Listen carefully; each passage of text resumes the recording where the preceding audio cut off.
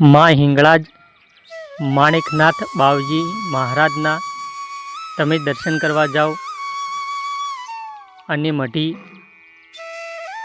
અને ગુફા ભૈરીઓ જોવા જાઓ એ તરફ તેમનું જે સ્થાન આવેલું છે ત્યાં રસ્તો જાય છે. ઓરે મોરે આવા ડુંગરો છે. દૂરથી તમને વ્યૂ બતાવું છું. આવો વ્યૂ આવે છે. બાજુમાં એક આ બાજુ હિંગળાજ માનું મંદિર પહેલું આવે છે. તેના પછી અંદર તમે જાશો ત્યારે અંદર ભોયરિયામાં માતાજીનું મંદિર છે. ત્યાં કોઈને જવા નથી મળતું.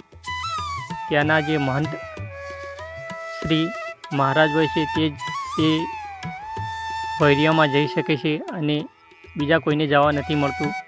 જે સામે તમને જે ડુંગર દેખાય છે ત્યાં ડુંગરમાં એ ભોયરું નીકળે છે ત્યાંથી.